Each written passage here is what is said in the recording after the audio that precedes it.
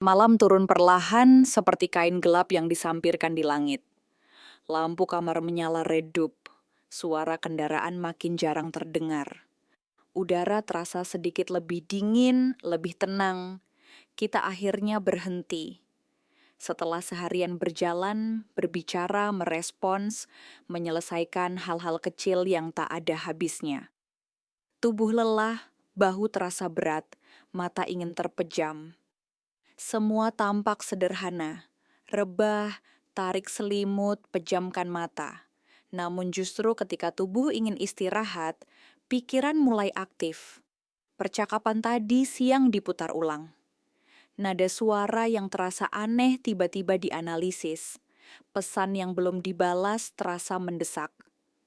Rencana masa depan mendadak terlihat seperti teka-teki yang harus segera dipecahkan. Hal-hal yang tadi terasa biasa kini tampak lebih besar. Kesalahan kecil terasa memalukan.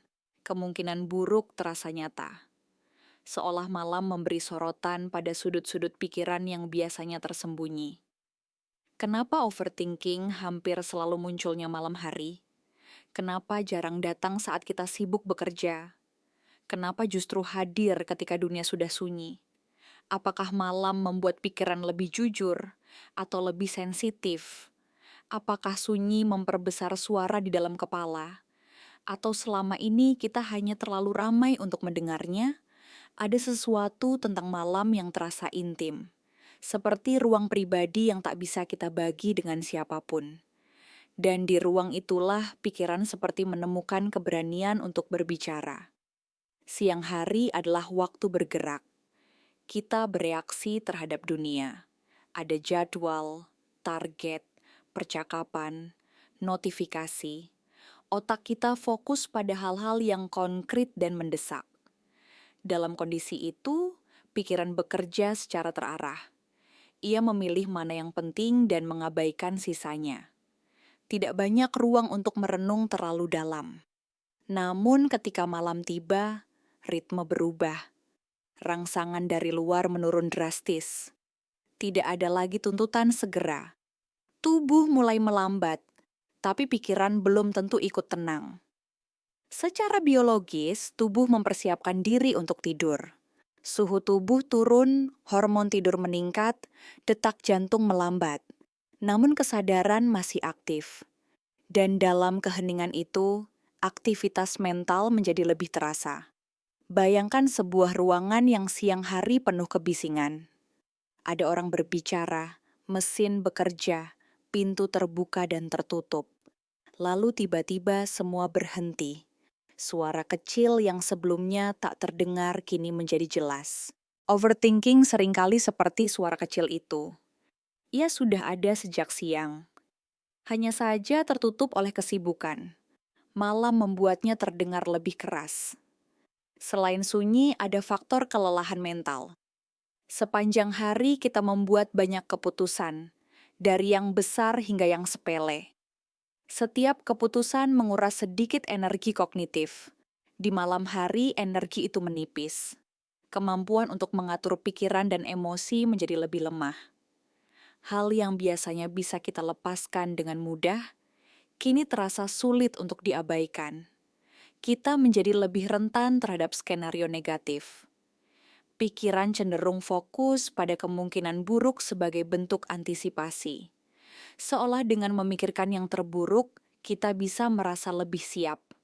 Namun tanpa distraksi dan tanpa energi yang cukup, antisipasi berubah menjadi putaran tanpa akhir. Satu pertanyaan memicu pertanyaan lain. Satu keraguan membuka pintu pada keraguan berikutnya. Malam juga sering menjadi waktu evaluasi. Kita meninjau hari yang telah lewat. Apa yang sudah dilakukan, apa yang belum tercapai. Evaluasi sebenarnya sehat. Ia membantu kita tumbuh. Namun ketika bercampur dengan kelelahan dan kesendirian, evaluasi bisa berubah menjadi kritik yang berlebihan. Ada pula aspek emosional. Siang hari, kita memainkan banyak peran. Kita menyesuaikan diri, menahan diri, mengatur ekspresi. Malam adalah ruang tanpa penonton. Topeng sosial dilepas, dan bersama topeng itu, emosi yang tertahan ikut muncul. Perasaan yang tadi siang kita tunda, karena tidak ada waktu atau tidak ada tempat, akhirnya mendapat giliran. Kekecewaan kecil, kekhawatiran samar, rasa tidak puas yang belum selesai. Ada juga hubungan antara gelap dan persepsi. Dalam kondisi cahaya redup, indera visual berkurang. Otak lebih fokus pada proses internal daripada rangsangan luar. Itulah sebabnya malam terasa lebih reflektif, lebih introspektif. Seperti kita duduk di ruang yang memantulkan suara sendiri. Menariknya, banyak ide kreatif juga muncul di malam hari. Karena ketika dunia sunyi, koneksi antar pikiran lebih mudah terbentuk. Imajinasi bergerak lebih bebas. Artinya, kondisi yang sama yang memicu overthinking juga bisa melahirkan wawasan dan kesadaran baru. Perbedaannya terletak pada arah dan sikap kita terhadap pikiran itu. Overthinking pada dasarnya adalah upaya otak mencari kepastian.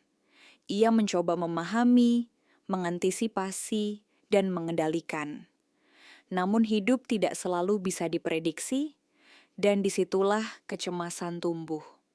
Malam memperbesar rasa ketidakpastian. Tanpa cahaya, tanpa suara orang lain, kita sendirian dengan kemungkinan. Tapi mungkin overthinking juga adalah tanda bahwa kita peduli.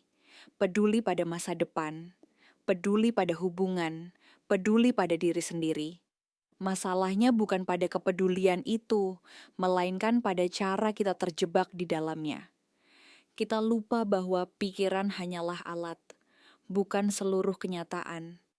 Malam tidak menciptakan overthinking. Ia hanya memberi ruang untuknya tumbuh.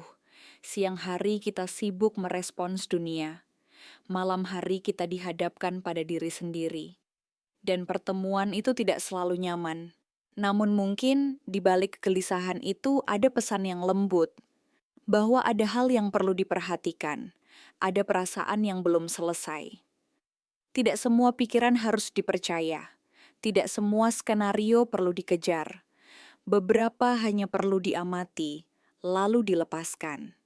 Besok pagi, ketika cahaya kembali masuk melalui jendela, pikiran yang sama mungkin terasa berbeda. Lebih ringan, lebih masuk akal. Malam akan selalu datang. Dan bersama malam, kemungkinan untuk berpikir terlalu jauh. Namun kita bisa belajar duduk bersamanya tanpa tenggelam. Karena mungkin yang kita butuhkan bukan mengusir overthinking, melainkan memahami mengapa ia datang. Dan ketika kita bisa mendengar tanpa panik, melihat tanpa menghakimi, malam berubah dari ruang kecemasan menjadi ruang refleksi yang tenang.